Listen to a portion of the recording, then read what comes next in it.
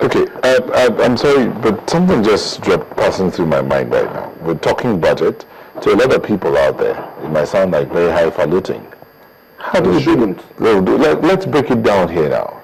4.4 trillion plus, that's what's been budgeted. It's been increased by 51 billion. We're talking about pressures and the naira depreciating, oil prices dropping, and all of that. At the end of the day, he's talked about excess liquidity in the system. Yes, when he's discussing the excess liquidity, how would that affect the budget that we have now? Mm-hmm. The new government is coming in. They have a budget that they did not prepare. Mm-hmm. He's talked about them going supplementary. So let me begin with you, Mr. Boyer. How do we tie all of this in? Thank you. But let me first comment on the issue of whether or not the National Assembly can increase the budget.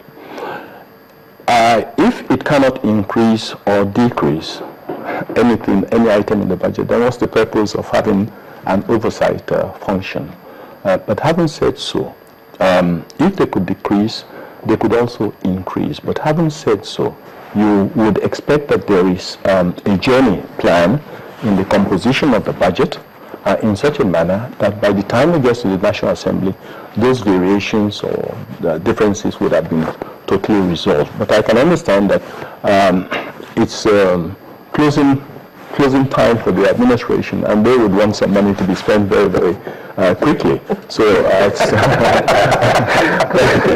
but that aside, you also have the issue of the calendar year, the financial calendar year. Mm-hmm. I think there's a need for us to reconcile the calendar year, the national calendar year, financial calendar year, in sync with the 29th of May, so that you don't have this situation where somebody imposes a budget on you to implement. That is wrong. It's immoral. So it's not on to have somebody impose a budget on you for you to. But to talk about the other issues relating to the economy, unfortunately, the fiscal plan may not be expected to provide indications of what monetary policy is. But the reality, of course, is that a fiscal plan is worth the piece of paper on which it is published if it does not recognize that in order to succeed, you need the legs of a table. You can't have a table without legs. If I come in here, we do have a caller. Yeah. Let's come. Hello. Hello? Good morning. Good morning. Please make your contribution. Lost him. Okay. You can't, as I say, this table here wouldn't be a table if it didn't have legs, okay? By the same token, what drives an economy, what supports it to make it a table, is the monetary framework. A monetary framework where cost of funds is in excess of 20%, a monetary framework where inflation is 8% or thereabouts, and the exchange rate is continuously depreciating, does not provide you with strong support to drive the economy. A lot of people also would say, what about infrastructure? And this is the concern of quite a lot of people. They say, what about infrastructure? Yes, there's a limit to what the government can do in terms of infrastructure. It should ideally also be driven by the private sector. But in order for the private sector to successfully drive it, the platform must be suitable. Mm-hmm. In other words, what's the suitable platform? Take, for example, the PHC and disco companies and things like that. The problems they have been confronting, apart from the issue of tariff, is the issue also of funding. Okay, it's a big challenge to have to borrow at 20-something%. Yeah. Okay, so you find that infrastructural enhancement, infrastructural growth and development will be restrained so long as the cost of funds remains high. Anyone who tells you that we can run a successful economy in this country with the indices of cost of funds at 20-something%, a situation also where government borrows back money it doesn't need and warehouses it at idle funds and pays over 600 billion. A lot of people will come and tell you, but that's similar to what they do in America, quantitative easing. Yes, but they don't borrow their money back at 12, 13%. Their central bank does not borrow their money back at those rates. A situation where if you have inflation at a steady rate of about 8% annually means that the consumers in your country are unable to buy the same number of things that they were buying the year before.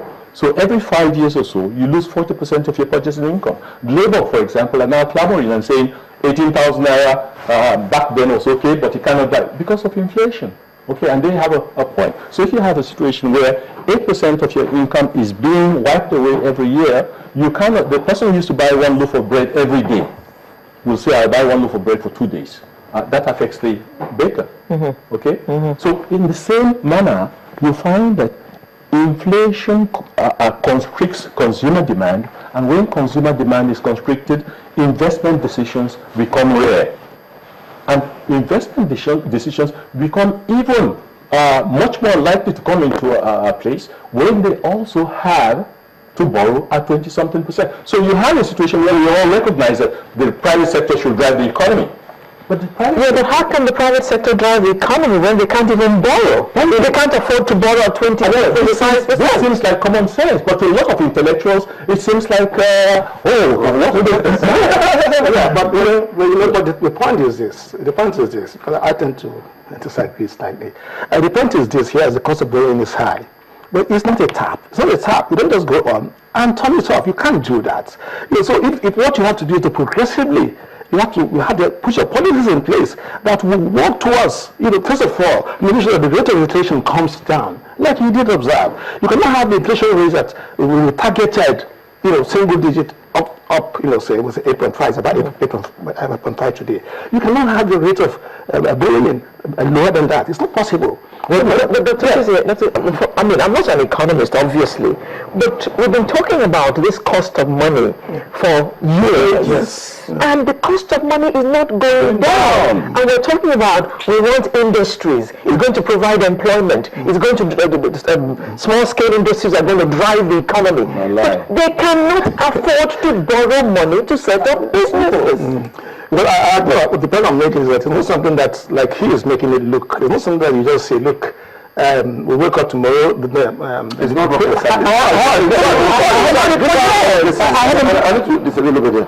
It's not just rocket science, and that's what I'm saying about the spirit of the budget. We don't see the policies that Mr. Knight is one. Let's just take this phone call. Hello, Harry. Hello, good morning. Good morning. This is Kenja. Can you go ahead? lost him again. I want to say I've listened to the discussion extensively and specifically from the and other. I want to say I've seen economy that works all over in America. Capital expenditure is greater than the current expenditure. In America, that's why states are working the government. That is the case.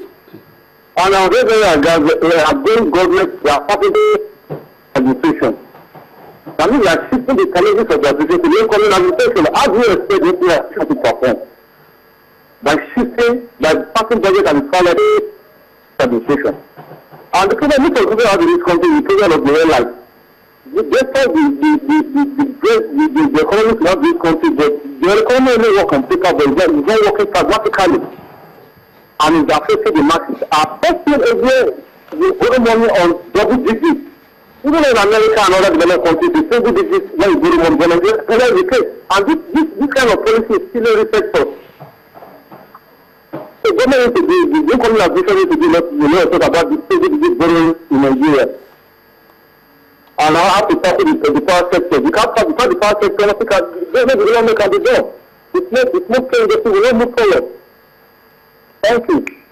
I think we should respond to this. I was really speaking. No, there's a question from somebody. Let's react to what he said. Yes. The point I'm making here, and it ties to what he's saying. Before the budget is laid at the National Assembly, the Minister of Finance will give a macroeconomic perspective of how and what upon which the document they are seeing was based. And it's in there that you glean where they are headed. you will hear her, and if you go to her document, you will hear where their proclivity is. And that's what I try to see. And I can still see her talking as though they're going to be here for another 1 year. And that's the challenge. My issue here is that we need to hear the government tell us, you know what, guys, we're going to invest heavily in this area, especially say power, which will drastically affect what we spend, what Nigerians spend on money. You know, we burn money. When you buy diesel, you physically burn your money.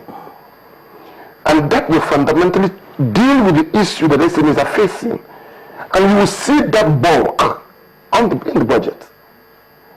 So the point I'm making here is that the executive actions and the policies upon which the budget, if not, they're going to be doing incremental budget, which is what they're doing. We spend 20 billion, okay, give and take, let's add another 5 billion. You can't be telling us you are tightening up, that you are singing austerity, and the budget is increasing by another 50. What are you talking about? You can't be moving on my head, and when I ask you, you tell me it's water. I can smell it.